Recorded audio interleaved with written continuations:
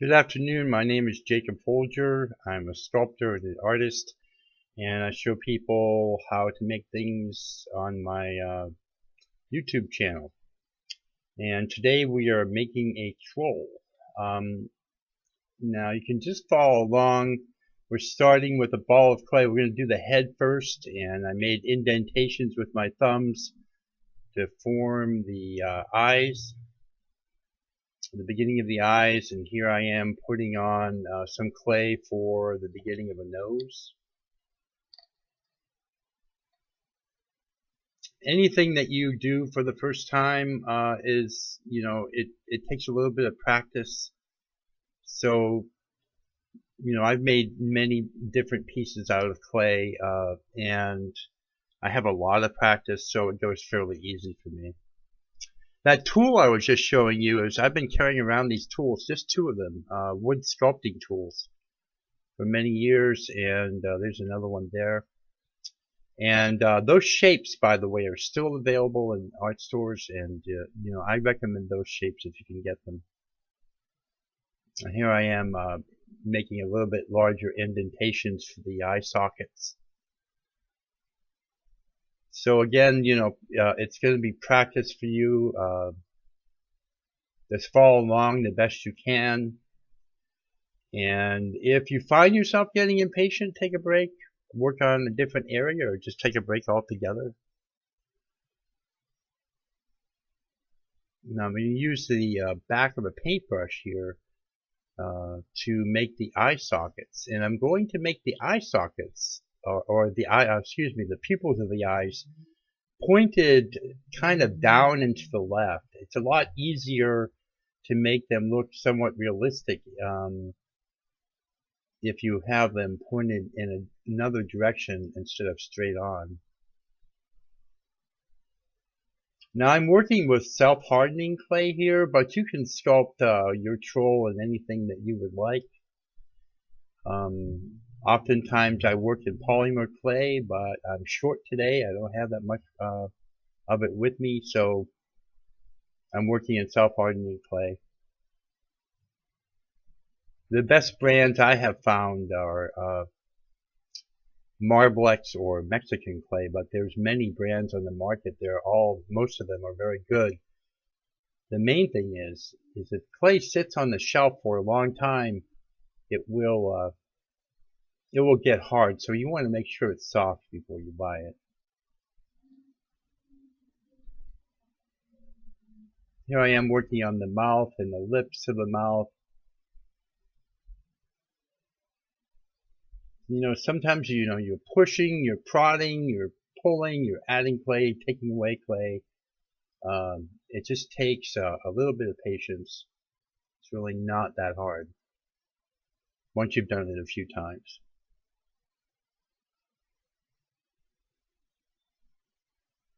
You will see pretty much beyond the paintbrush and the end of the paintbrush. The only sculpting tools I'm using here are the two that I showed you. The wood sculpting tools that I've been carrying around for many, many years.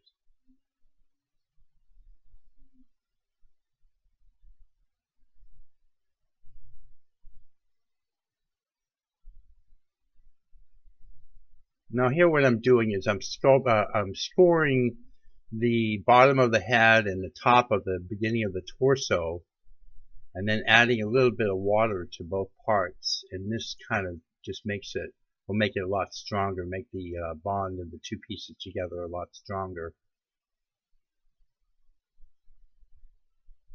And then you can twist them together to bond them together.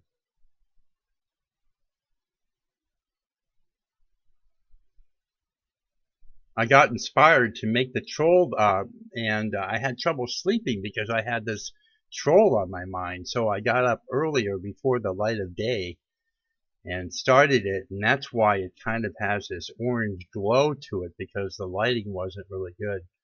Natural light is really the best to be making a video in. Later on, as daylight comes, you can see the video quality improves. I do apologize for that. inspiration had me locked in for sure. Now I'm adding feet here, and again, with anything, you just gotta take your time and practice, and just add clay, take away clay, and I'm trying to make his toes pointed into each other. I thought it would be cute to do that, but I actually found it difficult myself. It just had to take my time on it. Now I'm taking a break from the feet, going to the ears. And I just form them first in my fingers and then add them to the head.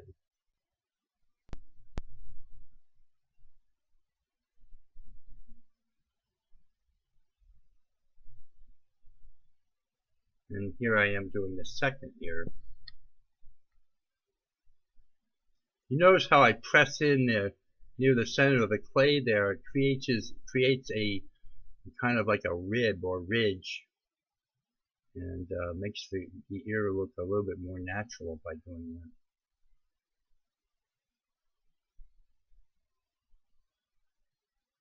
And now I'm adding horns.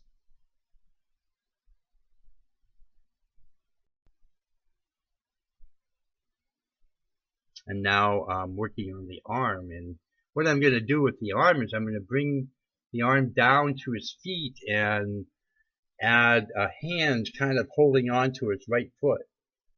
And part of the reason why I'm doing that is I think it's cute, but also I kind of want to obscure that foot because I had so much trouble with it. So you can do things like that, just be a little bit creative. And it's a lot easier to sculpt, fingers and hands onto something so that they're kind of doing something as opposed to just, flat. It just it makes it work out better, and the hands and fingers tend to look better if you do that. So here the right hand is actually gripping the foot, and I'm adding fingernails with the sculpting tool.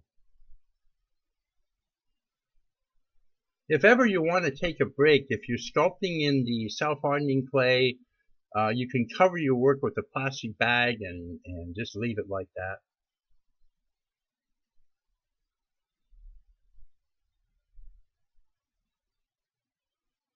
I'm getting the other arm ready now. I'm going to have his head resting in his hand. I like to have my characters doing something, try to have them, whether it's holding their own tail or resting their head in their hand or holding their foot. I like to try to have them doing something. It makes it a lot more interesting and adds to the artistic form of the piece.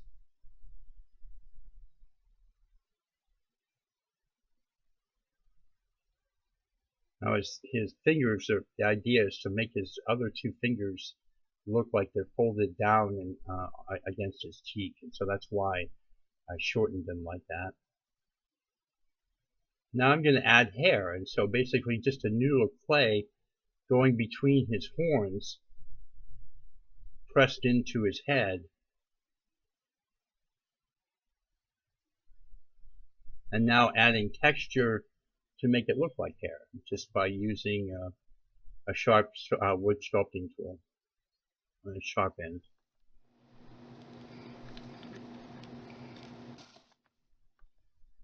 It's really a lot of fun. It's really relaxing. The main thing is, don't let yourself get frustrated. If you're new at it, it may take a little while to get it to look like mine, or so just take your time, take breaks, either cover it in plastic and walk away, or just work on a different part of the sculpture to give yourself a break. Okay, so we are nearing completion on this troll, and there's a couple things I want to touch on. It's a good idea to fill in any gaps like that right there. You can take a little bit of clay and Just move it over there with your sculpting tool and just fill in these gaps, any gaps like that. And just go around and make sure you're happy with it. If you want to add texture, this would be a good time. You just saw me do the hair. I was using a tool like this to sculpt in hair. You could also take a sharp X-Acto knife and you could add a little hair around the fingers or the knuckles or whatever you like. So you want to make sure everything's joined properly. And then you also, after it starts to harden a little bit, right now this clay is very soft, so I don't want to lift it off the board yet.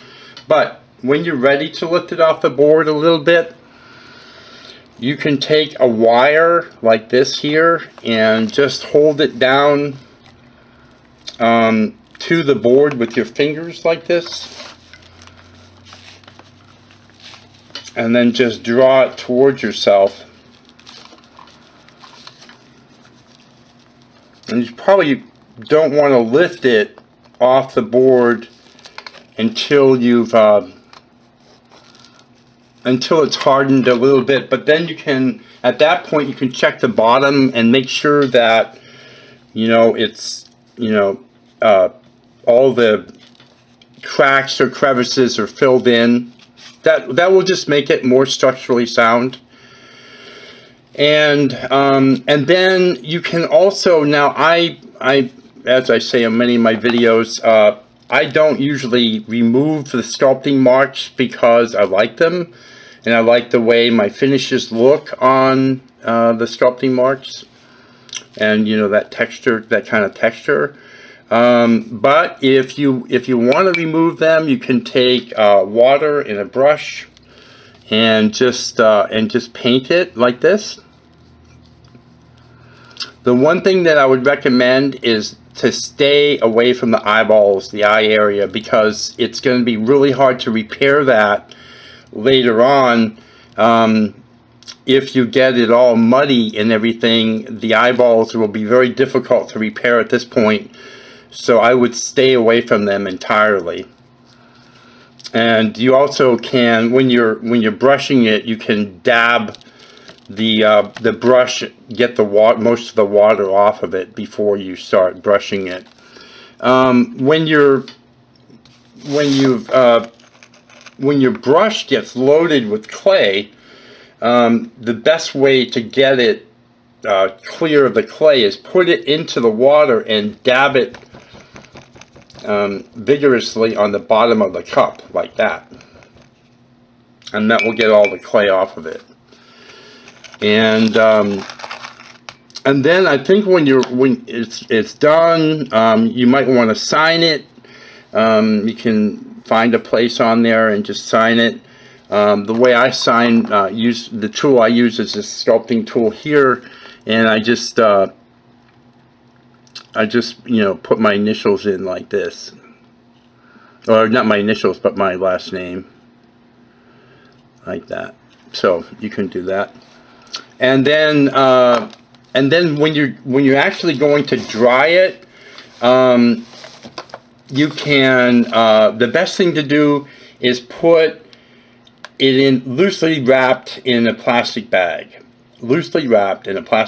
and let it dry slowly, because it will give it if it dries really fast, it might crack on you and stuff. So that's what I recommend.